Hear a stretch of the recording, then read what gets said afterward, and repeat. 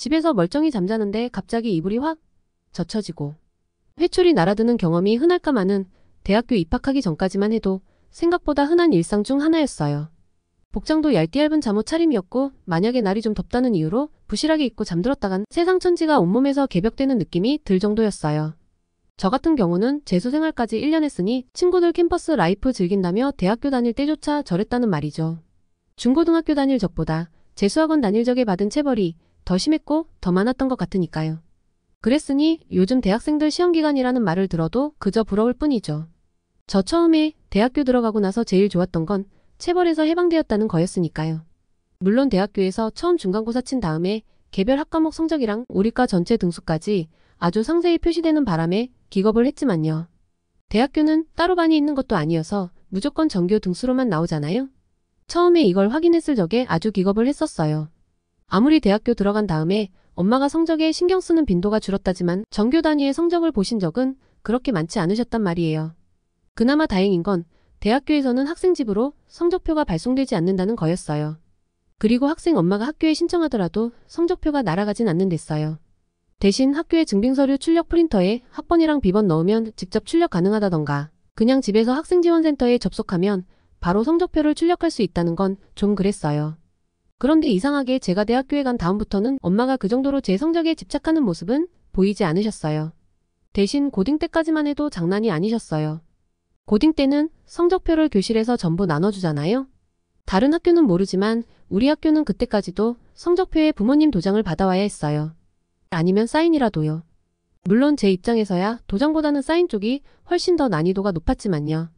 도장은 몰래 찍고 제출이라도 할 수 있지만 사인 위조는 힘들잖아요. 분명히 똑같이 보이는데 선생님들은 신기하게 그 차이를 구별하시더라고요. 선생님이 엄마들 사인을 일일이 다 기억하고 있는 것도 아닐 텐데 말이죠. 물론 차이를 구별한 게 아니라 엄마랑 따로 통화를 해서 그럴 수도 있지만요. 제 성적이 막 전교 등수 안에서 찍히는 정도라면 당당하게 제출할 수 있었겠죠. 물론 그 정도는 아니라서 성적표 받을 때마다 마음이 조마조마했지만 막상 전교 5등 하는 애한테 물어봐도 상황은 저랑 비슷한 것 같았어요. 저야 성적이 조금만 올라가도 등수가 획획 올라가는 편이었지만 걔는 성적이 조금만 올라가면 오히려 등수가 떨어질 판이었으니까요. 100%인 서울 확정일 성적을 가지고도 불안해했지만 이해는 되었어요. 성적을 받아들이는 엄마들 기준은 제각각이니까요. 하지만 그 엄마들이 우리한테 하는 조치들은 하나같이 비슷했던 것 같았어요. 성적표가 집에 발송된 다음 날이면 하나같이들 의자에 제대로 못 앉는 애들이 많았어요. 다들 책상에 팔 올린 다음 의자 앞쪽에만 다리를 겨우 걸쳐놓고들 있었어요. 전교 5등이면 우리 반에선 1등이었는데 걔라고 딱히 다를 것 없었어요. 저도 그 꼴이 되기 싫어서 한 번은 엄마한테 말을 안 한 적이 있었어요. 근데 그러거나 말거나 엄마가 성적표 나오는 날을 헷갈리지는 않으셨어요. 그때는 너무 무서워서 그냥 성적표는 학교에 두고 온 것 같다고만 했었어요. 죄송하지만 성적은 크게 오르지 않았다고 말씀드렸고요. 성적표를 학교에 두고 온 것도 성적이 오른 것도 아니었지만 그나마도 사실대로 말을 하려니 무서웠어요. 엄마도 엄마지만 며칠간 선생님들이 타작을 할 걸 생각하면 그것도 무서웠거든요. 선생님들 회초리는 결석이라도 하지 않으면 어차피 피하지 못할 일이라지만 그래도 엄마한테 가는 성적표는 어떻게든 늦출 수 있을 것 같았어요. 어차피 엄마가 담임 선생님께 성적 관련으로 전화를 드려도 성적표를 확인하시라는 답변만 돌아온다는 건 알고 있었거든요. 선생님 입장에선 일도 바쁜데 개별 학생 성적을 일일이 불러주는 것도 귀찮았을 거예요. 이게 지금 감성으론 말이 안 되는 일일지는 몰라도 당시에는 지금보단 학생들이 많아서 선생님들 대응이 좀 그랬어요. 지금 보면 많이 미진하다거나 불성실하게 보일 수 있지만요. 그러니 엄마는 일단 성적표가 뿌려졌다는 건 확인을 하신 거죠. 그런 엄마는 제가 단순히 성적표를 챙겨오지 않았다는 걸 순순히 믿고 기다리실 분이 아니기도 했어요. 물론 저도 그 정도는 알고 있었지만 막상 엄마가 성적표 내놓으라는 말에는 평균이 떨어진 성적표를 순순히 내밀 수가 없었어요. 그렇다고 성적표를 받지 않았다는 되도 않는 거짓말을 할 수도 없었어요. 오히려 그러면 엄마는 선생님께 그대로 말씀하시겠죠. 제가 성적표를 받지 않았다는 말을요. 그러면 엄마한테만 혼날 걸 선생님한테도 혼나는 걸로 바뀔 뿐이었어요. 그런 상황이었으니 엄마는 제가 자고 있는 틈에 제 책가방을 뒤지셨나 보더라고요. 조금만 생각하면 성적표 같은 종이 쪼가리는 어딘가에 감춰둬야 할 것 같았지만 이미 엄마한테 거짓말까지 한 상황이라 성적표까지 어떻게 하기에는 용기가 모자랐어요. 게다가 어차피 성적표는 엄마에게 드려야 한다는 생각도 있었고요. 문제는 그걸 생각만 하고 있었다는 거였어요. 그리고 일은 그저 고민만 하다가 잠든 날 바로 일어났었고요. 분명히 잠이 들었다고 생각했는데 갑자기 눈앞이 환해지는 느낌이었어요. 그리고 몸을 덮고 있던 이불이 갑자기 사라지면서 스산한 느낌마저 들었는데요. 손으로 이불을 찾을 여유도 없이 회초리가 바람을 가르는 소리부터 들렸어요. 여기는 학교가 아닌 집이었는데도 말이죠. 그제야 상황 파악이 되었는데요. 거긴 우리 집 제 방이 맞았지만 당연히 회초리를 휘두르는 사람은 선생님이 아니셨어요. 잠들기 전 성적표를 내놓으라던 엄마였죠. 처음엔 잠결이라 당황스러울 뿐이었지만 상황을 인식한 다음부턴 본격적으로 아픔이 밀려들기 시작했어요. 엄마는 선생님이랑 다르게 페이스 조절이라든가 하는 게 전혀 없었어요. 그리고 자세를 잡으라든가 손으로 가리지 말라든가 하는 경고도 없었어요. 자세는 침대에 엎어져 잠들었던 그대로였고 어차피 제가 손으로 가려봤자 엄마의 회초리는 거기를 피해 다른 부위로 옮겨갔어요. 결국 학교에서처럼 눈알 굴려봐야 전부 제 피해로만 돌아올 뿐이었어요. 제가 할 일은 침대를 끌어안고 그저 버티기만 하면 될 문제였어요. 하지만 그야말로 떨어진 제 성적에 눈이 뒤집혔던 엄마는 확실히 선생님과 달랐어요. 일단 몇 대나 혼을 내실지 전혀 생각하고 계신 것 같지가 않았어요. 학교에서 선생님은 어쨌거나 저만 혼내실 건 아니니까 아무리 많이 혼을 내더라도 그 상한이 정해져 있단 말이에요. 회초리를 휘두르시면서 잔소리를 하더라도 적당히 끊어가며 조절하는 느낌이었는데 엄마는 아니셨어요. 분명히 선생님처럼 잔소리를 하시는데 선생님처럼 딱딱 계산해가면서 하시는 게 아니라 그냥 악에 받쳐서 그저 회초리만 휘두르는 느낌이셨어요. 당연히 본인이 회초리를 몇 대나 휘두르셨는지 헤아리는 것 같지도 않았고요. 근데 당시엔 저도 잠자다가 깨어난지라 한동안이나 정신이 없었어요. 그래도 저는 몸으로 때우는 입장이니 대략 30 몇 대쯤 되지 않았을까 싶었는데요.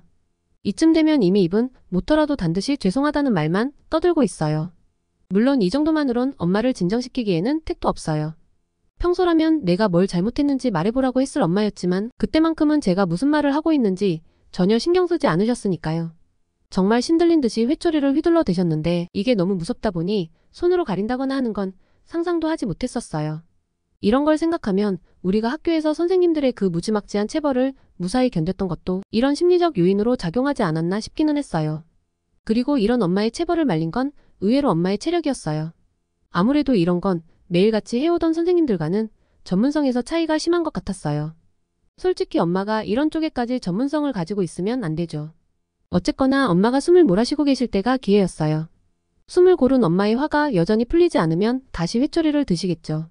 조금이라도 움직일 여력이 있을 때 재빨리 바닥에 내려와서 무릎을 꿇었어요.